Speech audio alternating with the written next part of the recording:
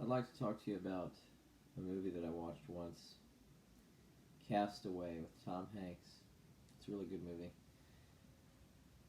And provide a parallel so that people can kind of understand where I'm going with this.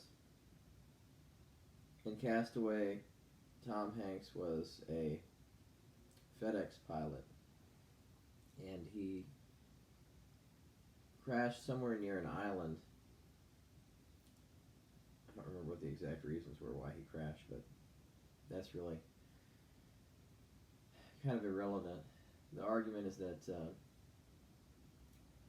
he was alone and his needs weren't being met at all, and there was no one around to meet them, and he didn't have the support that he needed so that he could have quality of life and have social connection, human connection with other people. And that provides a good parallel for what it's like to be poor, what it's like to be impoverished or disadvantaged, and to not have what you need, to not have that human connection. People, a lot of the time, they'll actually actively avoid you if you're poor. They will. They don't want anything to do with you because a lot of people, they don't want to share in that condition. I'm not saying they're all like that, but there are a lot that are. And being poor is kind of like being abandoned. It really is. It's like being left behind and forgotten. When you need something, everyone expects you to provide something to the exchange. And the poor can't do that, which is why a lot of the time they die of things that would be simple or easy to address if they simply had the means, the financial means to secure food and adequate housing and pay for electricity and medicine and preventative health care. But because the poor are left behind and everybody expects them to be able to figure out their own solutions, oftentimes without any outside support, they can't do it. They can't do it. And so the result is that they become very desperate. Very much like how Tom Hanks was in Castaway towards the end. He created a friend so that he could cope with the loneliness and the suffering that he was enduring by himself. And a lot of the poor, they go mad once they get to a certain point of desperation. And these responses are not unique. What they're experiencing in terms of their psychological and emotional responses to these things, it's not unique. It would happen to just about anybody put in that situation for long enough. They can't take anymore. And so what happens is that they end up kind of going crazy. That's what happens to them. And you'll notice that a lot of the people, some of these people that are homeless and stuff, who've been homeless for a long time and they're not in great health and nobody's taking care of them, they'll be talking to themselves. They'll be exercising a lot of coping mechanisms for people who are under acute psychological, physical, and emotional stress, but most especially physical stress because of all the different aspects that are involved of being homeless and being poor, not having adequate access to food or water or shower or a comfortable, safe place to sleep where you're not going to be bitten by bugs, and just having to go through so much just to meet those basic needs when it'd be a simple situation. Just take the person and put them in a small housing unit that has essential services, or have them stay near a place where all those services are available to them for free. But society doesn't care about these people for the most part. There are some people out there that will go and help them, they'll service their needs, but the reality of things is that they end up being forgotten. A lot of the time there will be social workers that will go out there on the street and they'll talk to them, trying to get them set up with basic services, and what happens to them is they end up a lot of the time dying of exposure, or in some cases, because they're trying to cope with what's going on, they'll end up addicted to drugs and they'll die of overdose, or some accident or a crime will fall on them and they'll end up being killed like that. There was a story about an elderly couple that had recently become homeless down in the Houston area at one point, and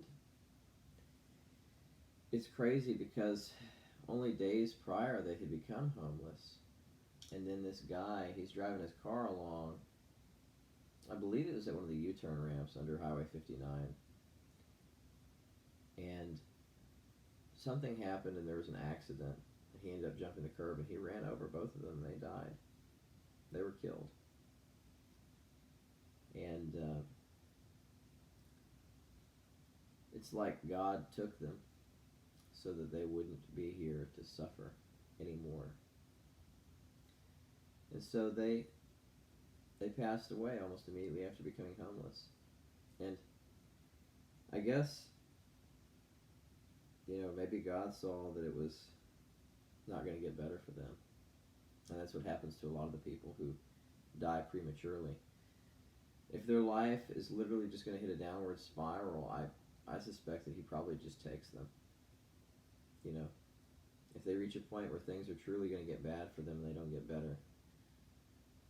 I know a lot of people don't believe in God and they're atheists, or they're agnostics, and they doubt the existence of a supreme being, but there's so much evidence to suggest that such a being is there. And if you go through life long enough, you're going to see that things will happen sometimes that you can't explain at all. And these are things that can't be rationalized. You get outcomes that you can't justify by any action that you took or any action that another person took. And you shouldn't have been successful in those circumstances. You shouldn't have had a positive outcome with what you were dealing with at that moment. It's like a big surprise, essentially. But we get in situations as human beings like Tom Hanks did in Castaway, where we can do our very best to try to survive and meet our needs, but we just can't do it. And that's how it is to be, somebody who's poor or at the mercy of society, essentially. If you find yourself dependent on other people, or dependent on chance or fate, then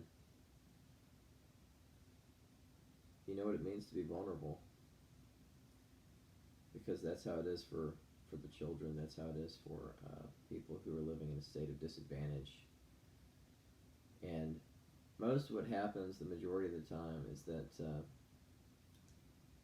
before they got to that point, other people met with them, interacted with them on a regular basis, and they, rather than trying to help them, they would try to capitalize off of the situation. And eventually, if people continue to try to capitalize off of you all the time, you either get to the point where you can't meet the cost that they're demanding, especially if you can't generate revenue or you don't make money. And alternatively to that,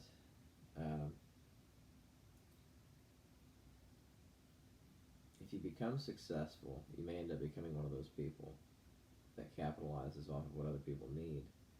There's supposed to be a certain degree of exchange, trade, and things like that, barter for things that you want, because there's not an infinite supply of everything, but at the same time, there are people who possess an overabundance who don't need to get more.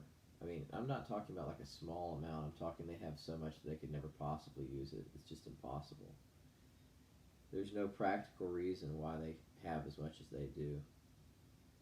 And yet they're still not helping people. Not like they should, you know? But what it's like to be poor or disadvantaged or be a child from a very poor family or at the mercy of other people, it's very much like what the situation in Castaway was. Only in his case, it wasn't because there weren't people that didn't want to help him. It was because nobody knew that he was there, that he had the needs, and it was like he had been forgotten by the world for a while, you know. And that's what it's like to be one of those people who's at risk or living in poverty or homeless or can't get the medicine that they need. It's not that people don't know, though, in those situations, because those people are often seeking assistance with these things. It's that people don't care.